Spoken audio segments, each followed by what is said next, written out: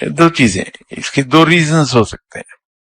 اگر تو میرے جیسا انسان ہے کہ دل میں آلائشیں بھری ہیں، حسد ہے، کینہ ہے، بغض ہے، لالچ ہے، حرص کلام ہے، حرص طعام ہے، خود غرضی ہے، تو دل کو اطمینان نہیں ہوتا.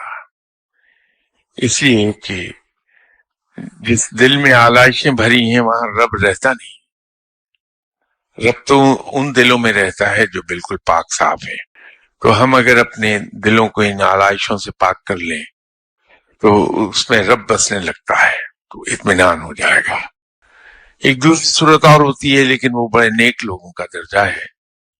وہ یہ ہے کہ انسان کو اگر یہ آبسیشن ہو جائے کہ رب مجھے ملے، مجھے رب مل جائے، تو پھر وہ اسے بے چین رکھے گا اور اس کو مہمیز کرتا رہے گا اس راہ پر چلنے کو، اس راہ پہ دوڑنے کو جو راہ اسے رب تک لے جائے گی.